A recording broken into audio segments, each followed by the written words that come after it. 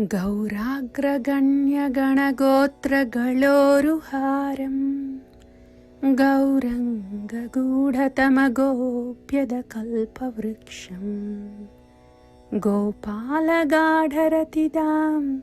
यतिसिंहगौर गोविन्ददेशिकवरं सततं नमामि. రెండవ అధ్యాయం గురు అన్వేషణ. గోపాలుని ఆశీర్వాదాలు పొందిన అనంతరం గోపాలానంద గదాయిగిరిని విడిచి కటక్కు వెళ్ళాడు. అక్కడ ఒక రాత్రి గడిపి మరుసటి ఉదయం రైల్లో హిమాలయాలకు బయలుదేరాడు. అక్కడ ఆయన ఒక గురువుని వెతుకుతూ సంచరించాడు. గోవింద స్వామి వారు చెప్పిన మాటలు ఇవి. నేను ఒడిస్సాలోనే జన్మించాను. ఇక్కడ అనేక మంది వైష్ణవులు ఉన్నారు. శ్రీల భక్తి సిద్ధాంత సరస్వతి గోస్వామి స్థాపించిన అనేక మఠాలు ఇక్కడ ఉన్నాయి. నాకు చాలామంది వైష్ణవులు తెలుసు. నేను ఒక వైష్ణవ కుటుంబంలో పుట్టాను. చిన్ననాటి నుంచే నాకు మహాప్రభుపై ఆకర్షణ ఉంది. బాల్య దశ నుంచే నేను సంకీర్తన చేస్తూ రాధాకృష్ణ దేవతలను పూజించేవాడిని. మా కుటుంబంలో భాగవతం చదవడం ఆనవాయితీగా ఉండేది. అటువంటి ఆధ్యాత్మిక వాతావరణంలోనే నేను పెరిగాను. అయినా సరే ఒక సద్గురువును అన్వేషించాల్సి వచ్చింది. హిమాలయాల నుండి కన్యాకుమారి వరకు భారతదేశం అంతటా నేను సంచరించాను. అనేక మంది వైష్ణవులను కలిసినా నా మనసు తృప్తి చెందలేదు. గోపాలకు సంప్రదాయం గురించి పూర్తి అవగాహన ఉంది. ఆయన జీవితం అంతా వైష్ణవ శాస్త్రాలను అధ్యయనం చేస్తూనే ఉన్నాడు. తాను ఎవరి శరణు పొందాలనుకుంటున్నాడో ఆయనకి స్పష్టంగా తెలుసు. చిన్ననాటి నుంచే విశ్వాసంతో అనుసరిస్తూ వచ్చిన 3 అంశాలలో శరణాగతి ఎలా పొందాలో మార్గనిర్దేశం చేయగల వ్యక్తి ఆయన వెతుకుతున్నాడు. అవి శ్రీ చైతన్య మహాప్రభు, శ్రీమద్ భాగవతం, హరే కృష్ణ మహామంత్రం. గురువు అన్వేషణలో భాగంగా ఆయన హిమాలయాల్లోని రిషికేశ్, హరిద్వార్ ప్రాంతాలకు వెళ్ళాడు. అక్కడ భక్తికి ప్రాధాన్యం ఇవ్వని వివిధ విధానాలను ప్రబోధించే అనేక రకాల సాధువులను, యోగులను కలిశాడు. వారి భావనను చూసి నిరాశ చెందిన సందర్భాలలో కృష్ణుడు భక్తి ద్వారానే అవగతమవుతాడని ఆయన వారికి స్పష్టంగా చెప్పేవాడు.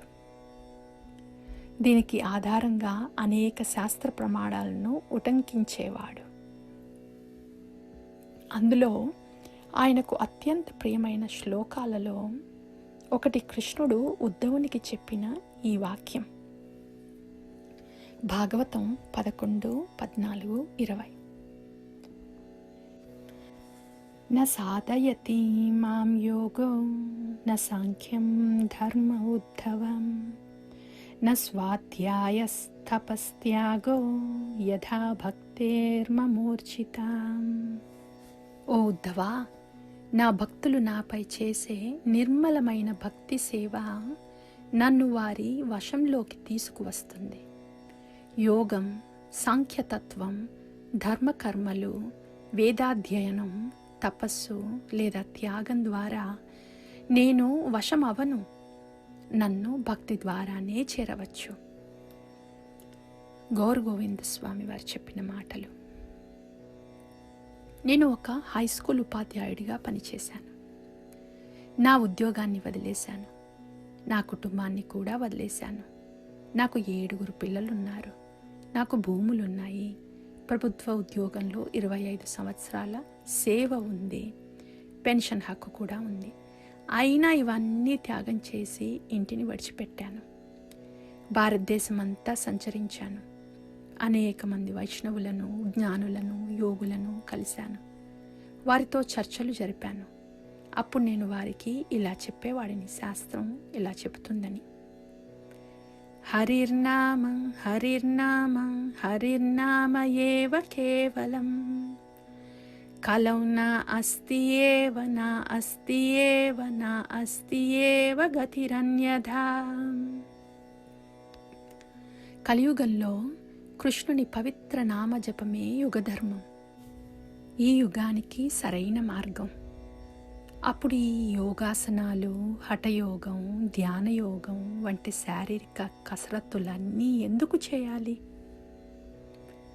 చివరికి వారు నాతో ఇక్కడి నుంచి వెళ్ళిపో అని చెప్పారు.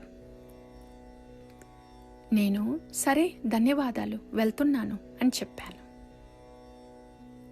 ఈ ప్రాంతాలు అన్నీ తిరిగి తరువాత చివరికి నేను బృందావనానికి చేరుకున్నాను. అదే నా అంతిమ లక్ష్యం. భారతదేశంలోని అన్ని ప్రాంతాలు తిరిగి చివరికి బృందావనానికి వెళ్తాను అని నేను అనుకున్నాను. బృందావనం కృష్ణునికి అత్యంత ప్రియమైన భూమి.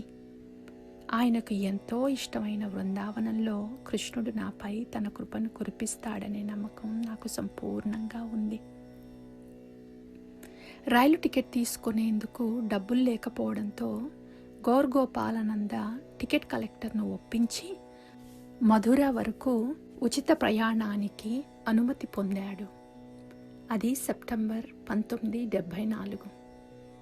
కొంతకాలం ఆయన ఒక చోటు నుంచి మరో చోటుకి తిరుగుతూ వివిధ ఆశ్రమాలలో ఒక్కొక్క రాత్రి మాత్రమే గడిపేవాడు. మధురలోని ఒక గౌడీయ వైష్ణవ ఆలయంలో ఆయనకు శిఖ లేకపోవడంతో అక్కడి భక్తులు ఆయనను మాయావాది సన్యాసి అని అనుకొని బయటకు పంపేశారు. శ్రీల ప్రభుపాదులను కలుసుకోవడం.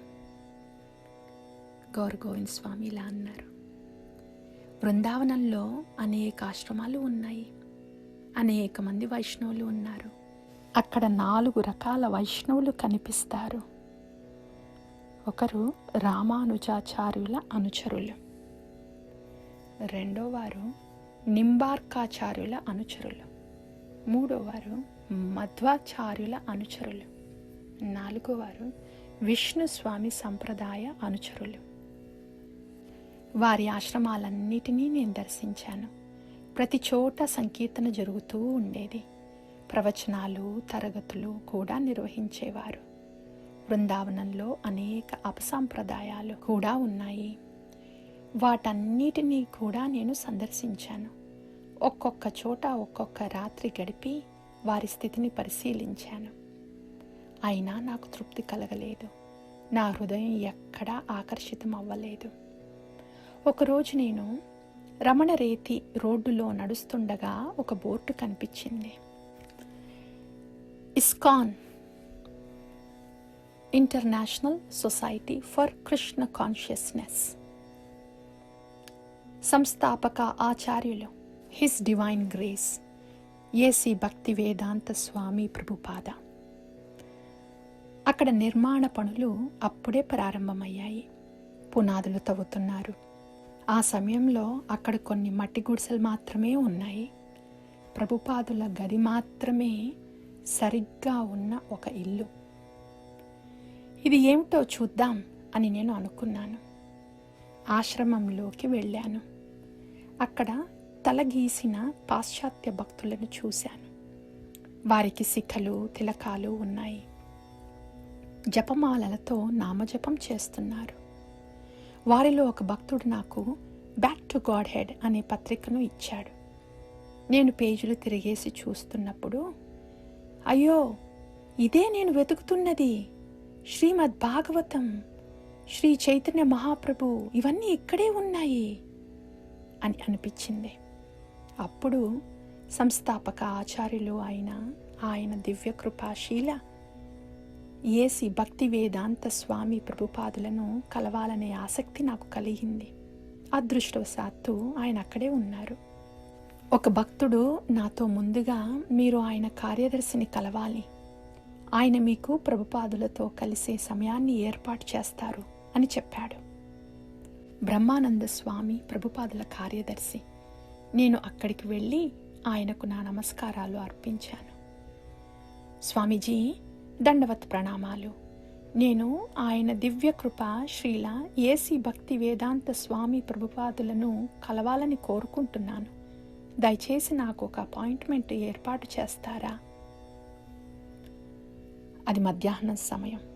ప్రభుపాదులు అప్పటికే మధ్యాహ్న భోజనం పూర్తి చేసుకొని తన గదిలో ఒంటరిగా కుర్చీలో కూర్చొని ఉన్నారు. అప్పుడు బ్రహ్మానంద స్వామి నన్ను ఇలా అడిగారు, మీరు ఎందుకు ఆయనను కలవాలనుకుంటున్నారు? అంత గొప్ప పరమహంస సాధువును దర్శించి నమస్కారాలు అర్పించి ఆయన ఆశీర్వాదాలు పొందాలని ఉంది. అంతే, ఇంకేమీ లేదు. దయచేసి నాకు సహాయం చేయండి. నా హృదయం లోపల విలపిస్తుంది. పరమాత్మ ప్రతి ఒక్కరి హృదయంలో ఉన్నాడు. అందుకే ఆయన బ్రహ్మానంద స్వామిని ప్రేరేపించాడు. ఆయన నన్ను నిరాకరించలేదు. లోపలికి వెళ్ళి ప్రభుపాదులకు నేను బయట ఉన్నానని చెప్పాడు. నేను సాధువులా కనిపిస్తున్నాను కానీ నిజానికి నేను సాధువును కాను. కేవలం కాషాయ వస్త్రాలు మాత్రమే ధరించాను. బ్రహ్మానంద స్వామి ప్రభుపాదులకు, ఒక సాధువు వచ్చాడు, మిమ్మల్ని కలవాలని కోరుకుంటున్నాడు అని చెప్పారు. అదే సమయంలో ప్రభుపాదులు, అవును, లోపలికి పిలవండి అని చెప్పారు. ఇలా పరమాత్మ సహాయపడతాడు. ఆయన మీ హృదయాన్ని తెలుసుకుంటాడు. మీరు నిజంగా హృదయపూర్వకంగా విలపిస్తే ఆయన తప్పకుండా సహాయం చేస్తాడు. నేను లోపలికి వెళ్ళాను. అక్కడ మరెవరూ లేరు. ప్రభుపాదులు కుర్చీలో కూర్చుని ఉన్నారు. నేను ఆయనకు నమస్కారాలు అర్పించాను. ఆయన తన సాధు దృష్టితో కరుణతో నన్ను చూశారు. సాధువు మిమ్మల్ని చూస్తాడు. మీరు సాధువును చూడగలరని కాదు, ఇది ఒక అపోహ. ప్రతి ఒక్కరూ సాధువును చూడాలి అనుకుంటారు. కానీ మీరు సాధువుని ఎలా చూడగలరు? మీకు సాధువుని చూడగల దృష్టి ఉందా? మీరు బద్ధజీవి. మీ ఇంద్రియాలు దోషపూరితమైనవి. అటువంటి లోపభూయిష్టమైన దృష్టితో సాధువుని చూడగలరా? అలాగే లోపభూయిష్టమైన దృష్టితో కృష్ణుడిని చూడగలరా? కాదు. ఇది ఒక అపోహ. ప్రతి ఒక్కరూ నేనే దర్శించేవాడిని, నేనే చూస్తాను అని అనుకుంటారు. కానీ మీరు దర్శించేవారు కారు. సాధువే దర్శించేవాడు, కృష్ణుడే దర్శించేవాడు, మీరు దర్శింపబడేవారు. ఆయన తన కరుణాపూరిత దృష్టిని నాపై ప్రసరింపచేశారు. అటువంటి దృష్టి ఆయనకు ఉన్నందువల్ల ఆయన అన్నీ అర్థం చేసుకున్నారు. నన్ను పూర్తిగా తెలుసుకున్నారు. ఆ తరువాత ఆయన నన్ను కొన్ని ప్రశ్నలు అడిగారు. నువ్వెవరు? నీ పేరు ఏమిటి? ఎక్కడి వాడివి? నేను సాధువులా కనిపిస్తున్నాను కాబట్టి ఆయన నన్ను, నువ్వు సన్యాసం తీసుకున్నావా అని అడిగారు. నేను లేదు అని చెప్పాను. అప్పుడే ఆయన, నేను నీకు సన్యాసం ఇస్తాను అని అన్నారు. నేను దానికోసం అడగలేదు. అయినా ఆయన అలా ఎందుకు అన్నారు? ఎందుకంటే ఆయన పరమాత్మ యొక్క ప్రత్యక్ష అవతారంలా ఉన్నారు. ఆయన హృదయాన్ని తెలుసుకుంటారు. ఇది నా ప్రత్యక్ష అనుభవం. ఆ క్షణంలోనే నేను ఆయనకు సంపూర్ణంగా శరణాగతి చెందాను. ఆ సమయంలో నేను ఉత్తర భారతదేశంలో ప్రయాణిస్తున్నందువల్ల హిందీ మాట్లాడుతున్నాను. ప్రభుపాదులు, నీ హిందీ చాలా బాగుంది. నా పుస్తకాలను హిందీలోకి అనువదించగలవా అని అడిగారు. నేను, అవును ప్రభుపాద, నాకు ఉన్న జ్ఞానం అంతా మీ సేవకే. కానీ నా మాతృభాష హిందీ కాదు. నా మాతృభాష ఒడియా. నేను ఒడిస్సా నుండి వచ్చాను. అయినా మీరు కోరితే నేను చేయగలను అని చెప్పాను. అప్పుడే ఆయన బ్రహ్మానందకు, అతనికి ఒక బ్యాక్ టు గాడ్ హెడ్ పత్రికని ఇవ్వు, నా వ్యాసాలలో ఒకదాన్ని అనువదించమని చెప్పు అని అన్నారు. బ్రహ్మానంద నాకు ఒక పత్రిక, ఒక పెన్, కొంత కాగితం ఇచ్చాడు. అర్ధగంటలోనే నేను 2 పేరాగ్రాఫ్లను అనువదించాను. తర్వాత దాన్ని ప్రభుపాదులకు చూపించాలని అనుకున్నాను. మళ్ళీ ప్రభుపాదులు వెంటనే, అవును, లోపలికి రా అన్నారు. ఆ తర్వాత నువ్వే చదువు అని అన్నారు. నేను చదివి వినిపించాను. ఆయన చాలా సంతోషించారు. అవును, నువ్వు నా పుస్తకాలను హిందీలోకి అనువదించగలవు అని అన్నారు. తరువాత ఆయన బ్రహ్మానందకు, అతనికి ఒక గది ఇవ్వు, పెన్, కాగితం వంటి అవసరమైన వాటన్నిటినీ ఇవ్వు అని చెప్పారు. తరువాత ఒక సందర్భంలో గౌర్ గోవింద స్వామి పేరు ప్రస్తావనకి వచ్చినప్పుడు శ్రీల ప్రభుపాదులు ఇలా వ్యాఖ్యానించారు. కృష్ణుడే అతన్ని పంపాడు, అతను శరణు కోరాడు. ఇలాంటి చాలామంది భారతీయులు వచ్చి వెళ్తుంటారు అని నేను మొదటి అనుకున్నాను. కానీ అతను పట్టుబట్టినప్పుడు, సరే నువ్వు ఇక్కడే ఉండు, అతని మంచి బాలుడు అని నేను అన్నాను. శ్రీల ప్రభుపాదులు అతనికి ఉండేందుకు స్థలం ఇవ్వమని భక్తులకి ఆదేశించినప్పటికీ ఆలయ అధ్యక్షుడు గౌరగోపాల్ను ఆ ప్రాంగణంలో ఉండనివ్వలేదు. బయటే ఉండాలని చెప్పాడు. కొన్ని రాత్రులు గౌరగోపాల్ సమీపంలోని ఒక ఆశ్రమంలో గడిపాడు. గౌరగోవింద స్వామి, ఆలయాధ్యక్షుడు నన్ను అక్కడ నిద్రపోవడానికి అనుమతించలేదు. ప్రభుపాదులు ఏమి ఆదేశించారో నేను ఆయనకి వివరించినప్పటికీ కూడా అతను నాకు అక్కడ ఉండటానికి అనుమతి లేదని చెప్పాడు. సమీపంలో ఒక గౌడీయ మఠం ఉండడంతో రాత్రుల్లో అక్కడే నిద్రపోయేవాడిని. తెల్లవారుజామున లేచి యమునా నదిలో స్నానం చేసి తర్వాత మంగళహారతికి వచ్చేవాడిని. ఇది 2-3 రోజుల పాటు కొనసాగింది. చివరికి ఆ పరిస్థితిని నేను ప్రభుపాదులకి వివరించాను. ఆయన అన్నారు, అవును, కొన్నిసార్లు ఇక్కడికి దొంగలు వచ్చి దొంగతనం చేస్తుంటారు, కాబట్టి అతను అలా ప్రవర్తిస్తున్నాడు, ఓర్పుగా ఉండు. అనంతరం ఆయన వారికి ఇలా ఆదేశించారు, అతనికి ఒక గది ఇవ్వండి, అతనికి కావలసిన ప్రతిదీ ఇవ్వండి. కానీ కొందరు భక్తులు అసూయతో, ఇదేంటి, మాకు గది ఇవ్వకుండా ఇతనికి ఎందుకు ఇస్తున్నారు అని అనుకున్నారు. అక్కడ ఉన్న కొంతమంది కొత్త భక్తులు గౌరగోపాల్ను ఒక మాయావాది సన్యాసిని భావించారు. గౌరగోవింద స్వామి అన్నారు, ప్రారంభంలో వారు నన్ను వివిధ రకాల సేవలలో నియమించారు. కృష్ణుని సేవ ఏదైనా సేవే. కొన్నిసార్లు వంట పాత్రలను శుభ్రం చేసేవాడిని, కొన్నిసార్లు చపాతీలు చుట్టేవాడిని, మరికొన్నిసార్లు పెద్ద బకెట్లలో నీటిని మోసేవాడిని. 1-2 రోజులు వంట కూడా చేశాను. భక్తులు భోజనం చేసినప్పుడు, అయ్యో ఇది ఎంత మధురంగా ఉంది, ఇలాంటిది ఎప్పుడూ రుచి చూడలేదు, ఎవరు వండారు అని అనేవారు. అప్పుడు ఆ మాయవాది సన్యాసి వండాడు అని చెప్పేవారు. కానీ ఒకసారి నన్ను అనువాద సేవలో నియమించిన తర్వాత మిగతా అన్ని సేవలు ఆపేశారు. కొన్ని రోజుల తరువాత సెప్టెంబర్ 22న శ్రీల ప్రభుపాదుల కార్యదర్శి బ్రహ్మానంద స్వామి ఢిల్లీ నుంచి ఆయనకు ఒక లేఖ రాశారు. ఇదిగో, పర్ఫెక్షన్ ఆఫ్ యోగా పుస్తకం ఒక ప్రతిని జత చేస్తున్నాము. శ్రీల ప్రభుపాదులు ఈ పుస్తకాన్ని మీరు అనువదించాలని చెప్పారు. ఆయన తన అన్ని పుస్తకాలను మీరు అనువదించాలని కోరుకుంటున్నారు. ప్రభువు సంకల్పం. గౌరగోపాలనంద బృందావనంలోనే ఉండి శ్రీల ప్రభుపాదుల పుస్తకాలను అనువదిస్తూ ఆలయంలో వివిధ సేవలను చేస్తూ ఉన్నాడు. కొన్ని వారాల తర్వాత శ్రీల ప్రభుపాదుల నుండి అతనికి మరో లేఖ వచ్చింది.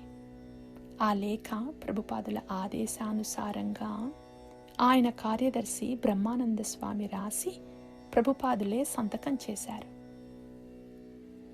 గౌరగోపాల్కు ఒక అలవాటుంది. ఎప్పుడైనా ఒక లేఖ అందితే కవర్పై తన సంతకం చేసి అందుకున్న తేదీని రాసేవాడు. ఈ లేఖపై కూడా ఆయన కవర్ బయట ఇలా గమనిక వ్రాశాడు, ముఖ్యమైన లేఖ, ఇందులో సర్వోన్నత భగవానుడు శ్రీకృష్ణుని సంకల్పం ఉంది. లేఖలో ఇలా ఉంది, 1974 సెప్టెంబర్ 24వ తేదీతో మీరు పంపిన మీ లేఖ నాకు అందింది. దాన్ని పొందినందుకు నాకు చాలా సంతోషంగా ఉంది. భువనేశ్వర్లో మాకు ఒక భూమి లభించింది, 1 ఎకరం, ఒడిశాలో. ఇది ఒడిశాలోనే ఉన్నందున అక్కడ మీ నాయకత్వంలో ఒక కేంద్రాన్ని స్థాపించాలనే శ్రీల ప్రభుపాదుల ఆకాంక్ష. మీకు ఇది ఇష్టమైతే మీ ఆధ్వర్యంలో అక్కడ ఒక కేంద్రాన్ని అభివృద్ధి చేయాలని ఆయన భావన. మేము అక్కడికి 2 లేదా 3 వ్యక్తులను పంపేందుకు సిద్ధంగా ఉన్నాము. కానీ వారికి ఒడియా భాష మాట్లాడడం రాదు. మీరు మా వారికి హిందీ నేర్పిస్తే అది చాలా మంచిది. ఎందుకంటే హిందీ భారతదేశం అంతటా మాట్లాడబడుతుంది. అలాగే అదే సమయంలో వారు ఒడియా భాషను కూడా నేర్చుకోవచ్చు. మీరు మీ అనువాద సేవను కొనసాగిస్తారు. అదే సమయంలో అక్కడ స్థానిక ప్రజలను ఆహ్వానించి శ్రీల ప్రభుపాదాల గ్రంథాలలోని భావార్థాలను ఒడియా భాషలో వివరిస్తూ మా తత్వశాస్త్రాన్ని ప్రచారం చేయవచ్చు. క్రమంగా స్థానిక ప్రజలు ఉద్యమంలో చేరతారు. ఈ విధంగా మీ నాయకత్వంలో ఒడిశాలోని ఒక మంచి కేంద్రాన్ని అభివృద్ధి చేయవచ్చు.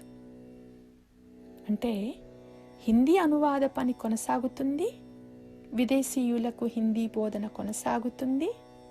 అదే సమయంలో మీ నాయకత్వంలో ఒడిశాలో ఒక కేంద్రం ప్రారంభమవుతుంది. ఇదే శ్రీల ప్రభుపాదుల ఆలోచన. ఇది శ్రీల ప్రభుపాదుల సంకల్పం. మీకు ఇది నచ్చితే మీరు మాయాపూర్కి రండి. అవసరమైన ఏర్పాట్లు మేము చేస్తాము. ఈ పత్రాన్ని చదివిన వెంటనే గౌరగోపాలానంద బృందావనాన్ని విడిచి మాయాపూర్కి బయలుదేరాడు. 2 వారాల తర్వాత మాయాపూర్లో శ్రీల ప్రభుపాదులు ఆయనకి మొదటి దీక్ష ఇచ్చి గౌర్ గోవింద దాస్ అని నామాన్ని ప్రసాదించారు. గౌర్ గోవింద స్వామి వారు ఇలా అన్నారు: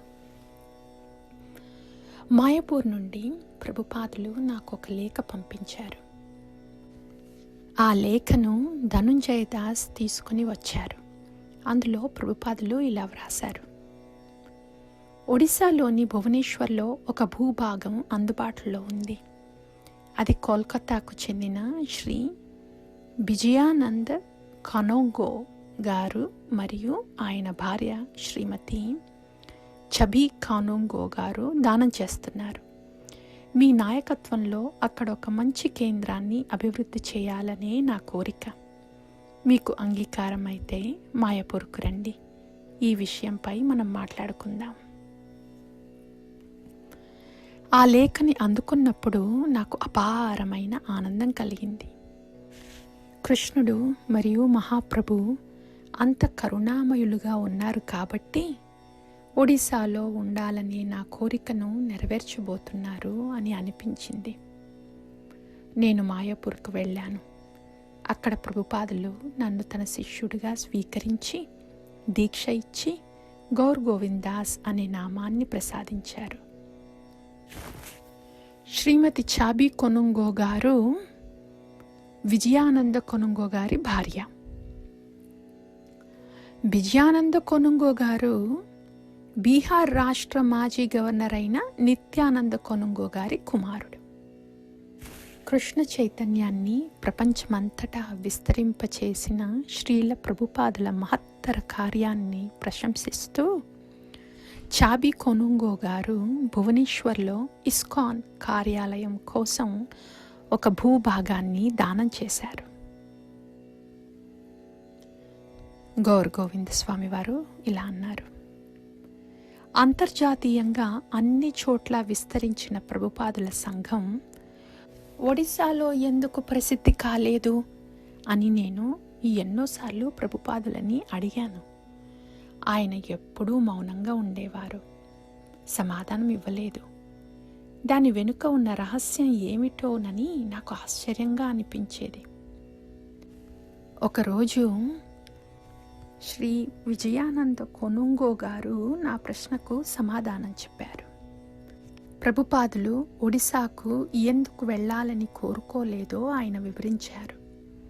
జగన్నాథ దేవాలయంలోకి ప్రభుపాదుల పాశ్చాత్య శిష్యులకు ప్రవేశం అనుమతించకపోవడమే దానికి కారణం. అక్కడ పండితులు, పాండాలు సమస్యలు సృష్టించేవారు. శ్రీల ప్రభుపాదులు శ్రీమాన్ మహాప్రభుకు ఎంతో ప్రియులు. మహాప్రభు సందేశాన్ని ప్రపంచమంతటా ప్రచారం చేస్తూ ఆయన కోరిక నెరవేర్చారు. జగన్నాథపురి మహాప్రభుకి అత్యంత ప్రియమైన స్థలం అయినప్పటికీ తన శిష్యులకు అక్కడ ప్రవేశం నిరాకరించబడటంతో ప్రభుపాదుల మనసులో ఒక విధమైన బాధ, మౌనం, అసంతృప్తి ఏర్పడింది. ఆ అసంతృప్తిని తొలగించగల వ్యక్తిని ఆయన వెతుకుతున్నారు. ఆ వ్యక్తిగా నన్ను కనుగొన్నప్పుడు ఆ బాధ్యతను నాకు అప్పగించారు. కనుంగో గారు ఇంకా ఏం చెప్పారంటే, మునుపు జగన్నాథపురిలో ఒక కేంద్రాన్ని ప్రారంభించమని వారు ప్రభుపాదులను అభ్యర్థించినప్పుడు ప్రభుపాదులు ఇలా అన్నారు: లేదు, నేను ఒడిశాకు, ముఖ్యంగా పూరికి వెళ్ళను. అక్కడ నా శిష్యులను సరిగ్గా చూడలేదు. తర్వాత వారు భువనేశ్వర్లో భూమిని సమర్పించినప్పుడు ప్రభుపాదులు దాన్ని స్వీకరించడానికి అంగీకరించారు. ఆ తరువాతనే ఆయన నాకు లేఖ రాశారు. నా దీక్షానంతరం తన గదిలో ప్రభుపాదులు నాతో ఇలా అన్నారు: గౌర్ గోవిందా, నువ్వే నన్ను ఒడిశాకు తీసుకువెళ్తావు. ఆ తరువాత ఆయన కానుంగో కుటుంబానికి ఇలా చెప్పారు: నేను నా శిష్యుడు గౌరు గోవిందను ఒడిస్సాకి పంపుతున్నాను. అతనికి సహాయం చేయండి, భూమిని చూపించండి, అతనే దాన్ని అభివృద్ధి చేస్తాడు. తరువాత ప్రభుపాదులు నన్ను భువనేశ్వర్కు వెళ్ళి అభివృద్ధి పనులను ప్రారంభించమని ఆదేశించారు. ఆ సమయంలో నేను ఇస్కాన్లో కొత్తవాడిని. అయినా కూడా ఆయన నాపై ఇంత గొప్ప బాధ్యతను ఉంచారు. నాకు నా ఆధ్యాత్మిక గురువు మీద, కృష్ణుని పైన సంపూర్ణ విశ్వాసం ఉంది. గీతలో కృష్ణుడు చెప్పిన మాటలు 11.33 నా మనసులో మెదిలాయి.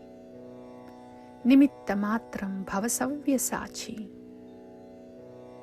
నా చేతిలో ఒక సాధనా మాత్రుడిగా మారి ఉండు, భయపడవద్దు. మనం ఏమి చేయగలం? మనం శక్తి లేని వాళ్ళం. కృష్ణుడే, ఆయన ప్రతినిధి అయిన గురుదేవుడే తన సేవకుడి ద్వారా కార్యాలను నిర్వహిస్తారు. ఇదే నా విశ్వాసం. రెండవ దీక్ష. శ్రీల ప్రభుపాదులు అక్టోబర్ 29న మాయాపూర్ను విడిచారు.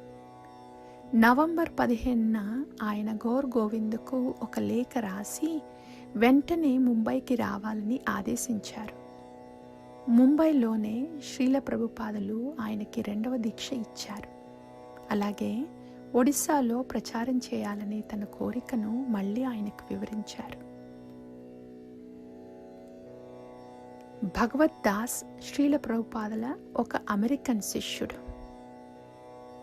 ఆయన 5 ఏళ్ల క్రితమే ఇస్కాన్లో చేరి భారతదేశంలో బ్రహ్మచారి ప్రచారకుల బృందానికి నాయకుడిగా సేవలందిస్తున్నారు. భగవత్ దాస్ బివి భగవత్ స్వామి వారి మాటలు. గౌర్ గోవింద్ దాస్ ముంబైకి వచ్చి గోపాల్ కృష్ణతో కలిసి బీబీటీ అనువాద సేవలో పాల్గొన్నప్పుడు నేనతనిని మొదటిసారి కలిశాను. మొదట అతనిని చూసినప్పుడు ఇతరుల్లాగానే నేను అతని ఉన్నత స్థితిని గ్రహించలేకపోయాను. అతను ప్రత్యేకంగా కనిపించలేదు. కానీ ఒక విషయం మాత్రం గమనించాను: అతను చాలా చాలా మౌనంగా ఉండేవాడు. అతను ఎవరితో ఎక్కువగా మాట్లాడేవాడు కాదు. అతను జపం చేసేవాడు, ప్రార్థనలు చేసేవాడు, చదువులో నిమగ్నమై ఉండేవాడు లేదా అనువాదం చేసేవాడు. సాధారణమైన భౌతిక విషయాల గురించి అతను ఎప్పుడూ మాట్లాడలేదు. అతను ఎప్పుడూ ఎంతో నిష్ఠతో ఉండేవాడని నేను గమనించాను. అయినా అతను కేవలం ఇంకొక బ్రహ్మచారి మాత్రమేనని నేను అనుకున్నాను. ఒకసారి నేను ప్రభుపాదులతో కలిసి ఉన్న గదిలోకి ఒక సన్యాసి వచ్చి, "ఆ అబ్బాయి" అని అన్నాడు. ప్రభుపాదులు, "ఏ అబ్బాయి?" అని అడిగారు. "ఆ గౌర్" అని అతను చెప్పాడు. అప్పుడు ప్రభుపాదులు, "గౌర్ గోవిందా అని అనుకుంటున్నావా?" అని అడిగారు. సన్యాసి, "అవును" అని చెప్పాడు. అప్పుడు ప్రభుపాదులు, "అతను అబ్బాయి కాదు, వాస్తవానికి నీ తండ్రి అయ్యేంత వయసు అతనికి ఉంది" అని అన్నారు. ముంబైలో ఉద్యమంలో చేరిన కేవలం 2 నెలలకే అతను బ్రాహ్మణ దీక్షను పొందాడు. సాధారణంగా సంఘంలో 2వ దీక్ష పొందడానికి 2 సంవత్సరాలు వేచి ఉండాలి. కానీ గౌర్ గోవిందకు 3 లేదా 4 నెలల్లోనే అన్నీ లభించాయి. శ్రీల ప్రభుపాదుల ఆదేశం ప్రకారం ఆ తర్వాత గౌర్ గోవిందాస్ కొన్ని నెలల పాటు హైదరాబాదుకు వెళ్ళాడు. అక్కడ యశోమతి నందన దాస్ మార్గదర్శకత్వంలో ప్రభుపాదుల పుస్తకాలను హిందీలోకి అనువదిస్తూ సేవలందించాడు.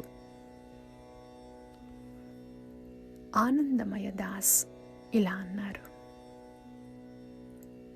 గౌర్ గోవింద్ దాస్ హైదరాబాదుకు వచ్చినప్పుడు అతనితో నాకు చాలా తక్కువ పరిచయం మాత్రమే ఉంది. శ్రీల ప్రభుపాదులు ముంబైలో ఆయనకి 2వ దీక్ష ఇచ్చారని, ఒడిశాకు చెందిన పదవీ విరమణ పొందిన ఉపాధ్యాయుడని మాత్రమే నాకు తెలుసు.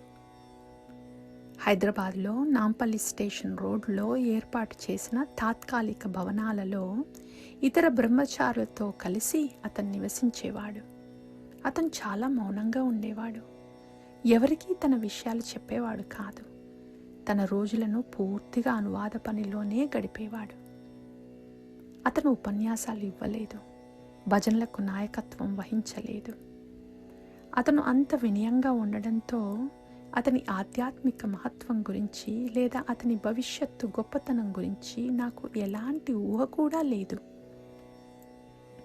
ఒకరోజు ఒక బీబీటీ ఫోటోగ్రాఫర్ ఇస్కాన్ హైదరాబాద్కు వచ్చాడు. ఆయన భారతదేశమంతా పర్యటిస్తూ అన్ని దేవతలు, ఆలయాలు ఫోటోలు తీస్తున్నాడు. శ్రీ శ్రీ రాధా మదన్ మోహన్ దేవతల ముందు ఆలయ మందిరంలో ఆయన తన పరికరాలను అమర్చాడు. దేవతల వైపు శక్తివంతమైన లైట్లు ప్రసారించాడు. తన ప్రొఫెషనల్ కెమెరాతో ఇక్కడ అక్కడ తిరుగుతూ వివిధ కోణాలలో చిత్రాలు తీస్తున్నాడు. నేను ఆసక్తితో చూస్తున్నాను. మా దేవతలు ప్రపంచవ్యాప్తంగా ప్రసిద్ధి చెందుతున్నాయని చూసి ఆనందంగా అనిపించింది. అకస్మాత్తుగా మందిరం వెనుక వైపు ఒక శబ్దం వినిపించింది. నేను చూసినప్పుడు గౌర్ గోవింద ప్రభు తన తల పట్టుకొని ఆయన చాలా కలత చెందినట్లుగా కనిపించారు. నేను ఆయన దగ్గరకు వెళ్ళి, "ఏమైంది?" అని అడిగాను. కన్నీళ్లతో నిండిన కళ్ళతో ఆయన నాకు చెప్పారు, ఆ వేడి లైట్ల వల్ల దేవతలకు కలుగుతున్న అసౌకర్యాన్ని తాను భరించలేకపోతున్నానని. దేవతలు ఫోటోలు తీయడం వల్ల మా ప్రచార కార్యానికి సహాయం అవుతుందని నేను ఆయనకు వివరించడానికి ప్రయత్నించాను.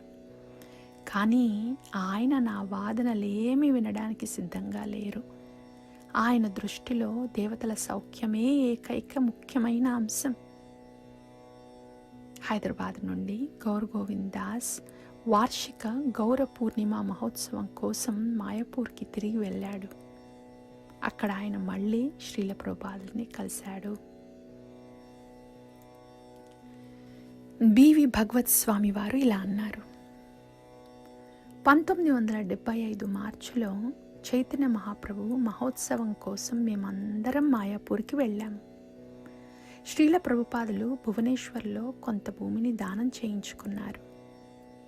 అక్కడికి గౌర్ గోవింద్ దాస్ను వెళ్ళమని ఆయన ఆదేశించారు. గౌర్ గోవింద్ సహాయం కోరగా శ్రీల ప్రభుపాదులు నన్ను తన గదికి పిలిచి నా సంచార సంకీర్తన బృందంతో అతనికి సహాయం చేయమని చెప్పారు. నేను అంగీకరించాను. గురువు ఆదేశిస్తే వెళ్ళాల్సిందే. మేము ఒడిశాకి చేరుకున్నప్పుడు ఎదురైన అడ్డంకులకు నేను మానసికంగా కానీ ఆధ్యాత్మికంగా కానీ సిద్ధంగా లేను. అక్కడ ప్రజలు ఇంగ్లీష్ లేదా హిందీ మాట్లాడరని, అలాగే స్థానికుల మాతృభాష అయిన ఒడియాలో పంచడానికి మాకు పుస్తకాలు లేవని నాకు తెలిసింది. అదేవిధంగా అక్కడ ప్రజలు చాలా పేదవారని, పంచడానికి పుస్తకాలు కానీ ఇతర సామాగ్రి కానీ లేకపోవడంతో మా సంకీర్తన బృందాన్ని నిర్వహించడానికి అవసరమైన నిధులను సమీకరించడం దాదాపు అసాధ్యమని కూడా గ్రహించాను. శ్రీల గౌర్ గోవింద్ మాత్రం తన ఆధ్యాత్మిక గురువు ఆదేశాలనే తన జీవన ప్రాణంగా భావించి వాటిని నెరవేర్చడానికి దృఢంగా నిలబడ్డాడు. కానీ అటువంటి కరుణను పొందేందుకు అవసరమైన స్థాయి, అంకిత భావం, శరణాగతిని నేను ఇంకా పొందలేదు. గౌర్ గోవింద నన్ను సమస్యలను ఎదుర్కొంటూ అక్కడే ఉండమని నిరంతరం ప్రోత్సహించేవాడు. నేను మాత్రం ఎన్నో కారణాలు చూపిస్తూ తప్పించుకునేవాడిని.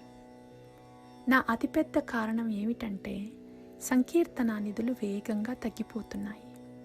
మేము పాత భువనేశ్వర్లోని అనంత వాసుదేవ ఆలయ సమీపంలో ఉన్న ఒక ధర్మశాలలో ఉండేవాళ్ళం. అక్కడే ప్రసాదం తీసుకునేవాళ్ళం. కానీ త్వరలోనే మా బృందానికి ఉండే ఖర్చులు, భోజన ఖర్చులు చెల్లించలేనని నాకు అర్థమైంది. దానం చేసిన భూమిలో మాకు ఎలాంటి వసతి లేదు. అది పట్టణ అంచున అడవిని శుభ్రం చేసి ఉన్న ఒక ఖాళీ భూమి మాత్రమే. వెంటనే ఒక నిర్ణయం తీసుకోవాల్సి వచ్చింది. గౌర్ గోవింద్ ప్రభు మాత్రం గౌర గోపాలుడు మరియు శ్రీల ప్రభుపాదులపై ఆధారపడి ముందుకు సాగమని నన్ను ప్రోత్సహించాడు. కానీ మేము అది సాధించగలమనే నమ్మకం నాకు కలగలేదు. మా డబ్బులో చాలా భాగం ఖర్చయిపోయింది. త్వరలోనే నేను మరిన్ని ఖర్చులు కూడా చెల్లించలేని స్థితికి చేరుకుంటున్నాను. రైలు టికెట్ తీసుకొని అక్కడి నుంచి వెళ్ళడానికి కూడా డబ్బులు మిగలలేదు. ఇక బృందంలోని భక్తులకు భోజనం పెట్టడం, వసతి కల్పించడం గురించి చెప్పాల్సిన అవసరమే లేదు. భువనేశ్వర్లో ఆగిపోతే అక్కడే చేయాలా లేక పూర్తిగా విఫలమవ్వాలా అన్న పరిస్థితిలో పడిపోవాల్సి వస్తుందని నాకు అనిపించింది. అందుకే కోల్కతా నుండి హైదరాబాదుకు వెళ్తున్న ఉత్సవ యాత్రలో భాగంగా భువనేశ్వర్ గుండా వచ్చే రైలును 2 భోగీల భక్తులతో పట్టుకోవాలని నిర్ణయించుకున్నాను. ఆ రైలుని పట్టుకోకపోతే భువనేశ్వర్లోనే అంతిమంగా తేల్చుకోవాల్సిన పరిస్థితి ఎదురయ్యేది.